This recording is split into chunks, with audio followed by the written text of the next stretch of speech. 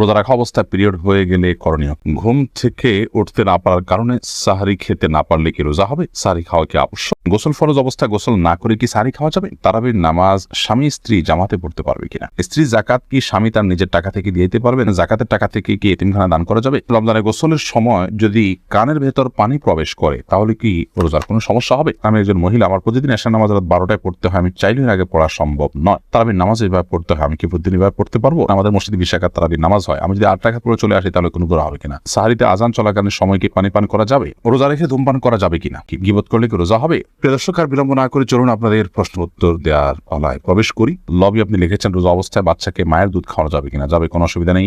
এবার শাহরিয়ার ইসলাম লিখেছেন রমজানে গোসলের সময় যদি কানের ভেতর পানি প্রবেশ করে তাহলে কি রোজার কোনো সমস্যা হবে? সামান্য পানি যদি কানের ভিতর যায় এবং সেটা যদি আপনি ঝেড়ে ফেলে দিতে পারেন, শেষ যদি আপনার থাকে, তাহলে ইনশাআল্লাহ রোজা হয়ে যাবে, রোজার ক্ষতি হবে না।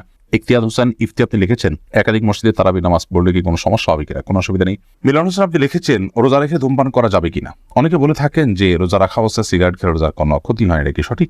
এটা কোনো মানুষ বলে, আমি তো এই প্রথম শুনলাম। যাই হোক, কেউ যদি বলে থাকেন সেটি নেহায়াতি ভুল।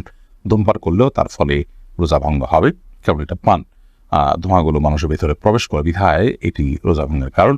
আর রোজা অবস্থায় ধূমপান করা জায়েজ নয়, যদিও রোজা রাখা অবস্থার বাইরেও ধূমপান করা জায়েজ নয়। রোজা অবস্থায় ধূমপান করলে সেটি গুনাহও হবে, আবার রোজা ভঙ্গের কারণ হবে।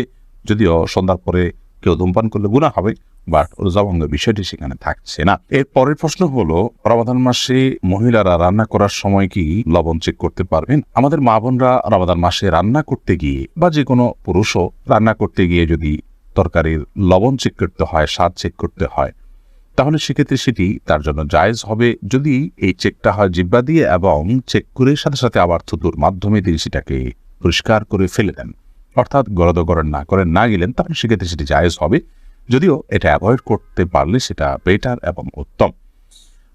যদি কারোর সন্দেহ হয় যে রান্নাটা ঠিক মতো হলো কি হলো না, মানুষ খেতে পারবে কি পারবে না, লবণ হলো কি হলো না, কম বা বেশি হলো কিনা, তাহলে সেক্ষেত্রে তিনি পরখ করতে পারবেন। তবে জিহ্বার আগায় নিয়ে সেটাকে আবার খুব ভালোভাবে থুতুর সাথে ফেলে দেওয়ার চেষ্টা তাকে করতে হবে, তিনি ফেলে দিতে হবে।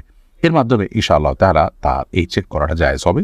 তবে যাদের মোটামুটি অনুমান হয়ে গেছে, আন্দাজ হয়ে গেছে, খুব একটা প্রয়োজন হয় না, তারা এটা অ্যাভয়েড করতে পারলে অবশ্যই বেটার এবং ভালো। আলী কত লিখেছেন রোজা রেখে ফোনে কথা বলা যাবে কিনা? যাবে। খুব অতিরিক্ত কথা, অপ্রয়োজনীয় কথা বলা রোজার সাথে যায় না, কিন্তু প্রয়োজনীয় কথা তো বলতেই পারে। এরপরে নীলিমার নীল আপনি লিখেছেন তারাবির নামাজ স্বামী স্ত্রী জামাতে পড়তে পারবে কিনা? তারাবির নামাজ স্বামী স্ত্রী জামাতে পড়তে পারবে, অন্য নামাজের মতো স্বামী ইমামতি করবেন, স্ত্রী তার পেছনে থাকবেন, পাশাপাশি দাঁড়াবেন না। মায়ের আদর্শ ছেলে এদিকে আপনি লিখেছেন স্ত্রীর জাকাত কি স্বামী তার নিজের টাকা থেকে দিয়ে দিতে পারবেন? দিতে পারবেন। স্ত্রীর সম্পদের জাকাত স্বামী দিয়ে দিতে পারবেন, শর্ত হলো স্ত্রীকে জানিয়ে দিতে হবে, স্ত্রীর জানাশোনা থাকতে হবে। যেমন তিনি যদি জানেন যে তার স্বামী তার পক্ষ থেকে জাকাত দিয়ে আদায় করে দিচ্ছেন, তাহলে সেক্ষেত্রে তিনি নিয়ত করবেন, তার আমল যেহেতু নিয়তটা তার থাকতে হবে। স্ত্রীকে আপনি জানালেন না, আপনি তার জাকাত আদায় করে দিলেন নিজে থেকে, পরের স্ত্রীকে বললেন, এতে জাকাত আদায় হবে না। আপনি জাকাত আদায় করতে হলে স্ত্রীর জাকাত যে আদায় করছেন স্ত্রীকে আপনি নোটিস করবেন, তিনি নিয়ত করবেন এবং আপনি তার পক্ষ থেকে আদায় করুন, আদায় হয়ে যাবে। আর্থিক ইবাদত একজনের তরফ থেকে আরেকজন করতে পারে, তবে যার তরফ থেকে করছেন ফরজ আদায় হওয়ার জন্য তার সেটি জানা থাকবে। পারভিন আপনি লিখেছেন জাকাতের টাকা থেকে কি এতিমখানা দান করা যাবে? যাবে। এতিমখানায় এতিম গরিব বাচ্চা যারা জাকাতের হকদার আছে তাদেরকে জাকাতের টাকা দিতে পারেন, ওই ফান্ডে তাদের খরচ বহন করা হবে। মাহফুজ ইসলাম লিখেছেন আমি একজন মহিলা, আমার প্রতিদিন এশার নামাজ রাত 12টায় পড়তে হয়, আমি চাইলেও আগে পড়া সম্ভব নয়। তারাবির নামাজ এভাবে পড়তে হয়, আমি কি প্রতিদিন এভাবে পড়তে পারবো? এর কারণে মাকরু হচ্ছে, বিশেষ করে মধ্যরাত পর্যন্ত দেরি করাটা মাকরু। আপনার অবশ্যই উচিত তার আগে, অর্থাৎ মধ্যরাত যেন না হয়, সূর্য ডুবা থেকে নিয়ে সূর্য অস্তমিত হওয়া থেকে নিয়ে সুবহ সাদিক পর্যন্ত যে কয় ঘন্টা হয়, এটাকে আপনি ভাগ করে এটার 50% যেখানে হবে, অর্থাৎ মাঝামাঝি যেখানে হবে, তার আগে পরিশেষ করার চেষ্টা করা উচিত। সেটা হয়তো কখনো 11টা 11:30 হতে পারে, কখনো কম বেশি হতে পারে সিজন ভেদে, কিন্তু আপনার নামাজ হয়ে যাবে, ফরজ আদায় হয়ে যাবে, কিন্তু এরকম দেরি করাটা অনুচিত। এর পরের প্রশ্ন হলো রোজা অবস্থায় তেল, সুরমা, আতর ইত্যাদি ব্যবহার করলে নখ বা চুল কাটলে কি রোজার কোনো ক্ষতি হবে? রমাদান মাসে রোজা অবস্থায় তেল, সুরমা, আতর এগুলো ব্যবহার করলে রোজার কোনো ক্ষতি হবে না। ঠিক একইভাবে চুল, নখ ইত্যাদি কাটলেও সিয়ামের কোনো ক্ষতি হবে না, কারণ এগুলোর কোনোটাই খাদ্য কিংবা খাদ্যের সাথে সাদৃশ্যপূর্ণ কোনো বিষয় নয়। যদি আপনি রোজা রেখে খাদ্য গ্রহণ করেন, পানীয় গ্রহণ করেন, কিংবা খাদ্য বা পানীয়ের কাজ দেয় বা এটার সাথে সাদৃশ্য হয়, এরকম কোনো কিছু আপনি করেন, তাহলে সেক্ষেত্রে সেটি সিয়াম ভঙ্গের কারণ হবে। আর রোজা রেখে একজন মানুষ যদি তেল ব্যবহার করেন, সুরমা ব্যবহার করেন, আতর ব্যবহার করেন কিংবা চলবা নখ কাটেন, তাতে না সেটা খাদ্যের কোনো কাজ দেয়, না পানীয়ের কোনো কাজ দেয়, না তার সাথে কোনো সরাসরি কোনো সম্পৃক্ততা বা সাদৃশ্য আছে। এগুলো করলে সিয়াম ভঙ্গ হবে না, রোজা ভঙ্গ হবে না, কোনো অসুবিধা নেই। এমনি লাবিব তানভীর লিখেছেন, গীবত করলে কি রোজা হবে? রোজার স্ট্রাকচার হয়ে যাবে, অর্থাৎ বাহ্যিকভাবে রোজা হয়ে যাবে, কিন্তু অন্তর্নিহিত যে রোজা সেটি হবে না, অর্থাৎ রোজার প্রাণ ক্ষতিগ্রস্ত হবে, যার কারণে রোজার মান কমে যাবে, কোনো কোনো ক্ষেত্রে রোজা অর্থহীন হয়ে যেতে পারে। এজন্য রোজা রেখে গীবত করা, অন্যান্য পাপের কাজ করা অনুচিত এবং দূরতে বেঁচে থাকা উচিত। সোলাইমান মাহমুদ আপনি লিখেছেন, সাহারিতে আজান চলাকালীন সময় কি পানি পান করা যাবে? জি না, আজান শুরু হওয়া মানে ফজর ওয়াক্তে শুরু হওয়া, তারপর আপনি খেতে পারবেন না। যদি আজানটা হয় আপনার তাহাজ্জুদের আজান, তাহলে সেক্ষেত্রে খেতে পারেন। চৌধুরী জাকারি আপনি লিখেছেন, আমি ব্যাংকে টাকা রেখে সুদ খাই, আমার রোজা আল্লাহর কাছে গ্রহণযোগ্য হবে কিনা? দেখুন, ব্যাংকে টাকা রেখে কেউ যদি লাভ ভোগ করে এবং সুদ খায়, সেটি গুনাহের কথা এবং হারাম বিষয়। এই হারামে লিপ্ত হওয়া জঘন্য অপরাধ। হারামে লিপ্ত হওয়া মানুষের ইবাদত বন্দেগী, তার দোয়া, এগুলো আল্লাহর কাছে কতটা গ্রহণযোগ্য হবে সেটি প্রশ্ন সাপেক্ষ বিষয়। কিন্তু এর কারণে আপনি রোজা রাখবেন যে ব্যাপারটি এরকম নয়। রোজা আপনি রাখবেন আর পাশাপাশি হারাম থেকে বেঁচে থাকার আপনার চেষ্টা করবেন। রোজাতে আপনি রোজা রেখে আপনি পান করছেন না, আহার করছেন না, যৌনতা চর্চা করছেন না, কেন?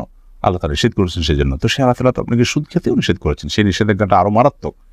অতএব সেই বিষয়টি মাথায় রেখে আপনি ওই জায়গা থেকে সরে আসা আপনার চেষ্টা করবেন এবং অবশ্যই পাশাপাশি রোজা রাখবেন। আপনি ভাই মামুনুর রশিদ আপনি লিখেছেন, ঘুম থেকে উঠতে না পারার কারণে সাহারি খেতে না পারলে কি রোজা হবে? সাহারি খাওয়া কি আবশ্যক? তানজিনা আপনি লিখেছেন, রোজা রাখা অবস্থায় পিরিয়ড হয়ে গেলে করণীয় কি? পিরিয়ড যদি হয়ে যায় তাহলে ওই দিনের যে সিয়ামটা আছে, ওই সিয়ামটা আপনাকে পরবর্তীতে রমজানের পরে রেখে দিতে হবে। আর পিরিয়ড হয়ে গেছে, এখন আপনি অন্য রোজাদার সামনে আপনি খাদ্য গ্রহণ ইত্যাদি থেকে বঞ্চিত থাকবেন এবং ওইভাবে পার করবেন। যদি রমাদান মাসে কেউ ভোর রাতে সাহারি খেতে ওঠার সুযোগ না পান, এর মধ্যে ফজর ওয়াক্ত হয়ে গেছে, অর্থাৎ সাহারি খাওয়ার কোনো সুযোগই তিনি পেলেন না, তাহলে সেই ক্ষেত্রে তার রোজা হবে কিনা? উত্তর হলো তার রোজা হয়ে যাবে, তার সিয়াম হয়ে যাবে। এবং তিনি যদি কোনো কিছু না খেয়ে থাকেন, না পান করে থাকেন, অর্থাৎ সবে সাদিক থেকে নিয়ে, তাহলে সেক্ষেত্রে আলহামদুলিল্লাহ তার রোজা বিশুদ্ধ হয়ে যাবে। সাহারি খাওয়া এটি রমজান মাসে বা রমজানের বাইরে যে কোনো রোজার জন্য ফরজ বা আবশ্যিক কোনো বিষয় নয়। সাহারি খাওয়া এটি সুন্নাহ। সাহারি খাবারের মধ্যে বরকত রয়েছে, কিন্তু কোনো কারণে কেউ সাহারি খেতে পারলেন না, তারপরও তার রোজা হয়ে যাবে, তার সিয়াম হয়ে যাবে ইনশাআল্লাহ তাআলা। এরপরে ইফতেখার ইমন লিখেছেন, আমাদের মসজিদে 20 রাকাত তারাবির নামাজ হয়, আমি যদি 8 রাকাত পড়ে চলে আসি তাহলে কোনো গুনাহ হবে কিনা?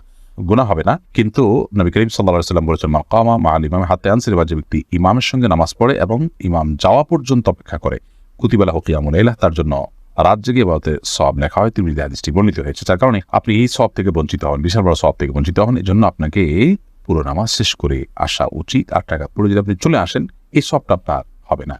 তানজিনা লিজা আপনি জানতে চেয়েছেন, রমজান মাসে প্রতি সেকেন্ডে মুখে থুতু আসে, এখন আমার কি করা উচিত? কোনো অসুবিধা নেই। অনেকের খালি পেটে থাকলে থুতু আরো বেশি আসে, আবার ওই থুতুর কথা মনে যত বেশি করবেন তত বেশি আরো থুতু এসছে এটি আপনি জানতে পারবেন, আপনাকে অনেক বেশি পেরেশান করবে। এটি আপনি মাথায় নেওয়ার দরকার নেই। থুতু গিললে রোজার কোনো ক্ষতি হয় না, তবে থুতুকে একসাথে করে ইচ্ছাকৃতভাবে গেলার বদভ্যাস বা বাজে অভ্যাস যদি কারোর থাকে, সেটা মাকরু হবে, তাতেও রোজা ভঙ্গ হবে না। বিদায় এটা নিয়ে অরিড হওয়ার কোনো কারণ নেই। এরপরে সাকিব হাসান আপনি লিখেছেন, গোসল ফরজ অবস্থায় গোসল না করে কি সাহারি খাওয়া যাবে? যদি কারোর গোসল ফরজ হয়, তাহলে গোসল ফরজ অবস্থায় যদি আপনি সাহারি খেয়ে নেন, এই কারণে যে এখন গোসল করতে গেলে সাহারি খাওয়ার সময় আর থাকবে না, অথবা যে কারণেই হোক না কেন যে আমি পরে গোসল করব, তাহলে তার ফলেও সিয়াম হয়ে যাবে, কোনো অসুবিধা নেই। তবে অবশ্যই ফজরের সালাত আদায়ের প্রয়োজনে ফজরের সালাতের আগেই আপনাকেই ফরজ গোসল করতে হবে।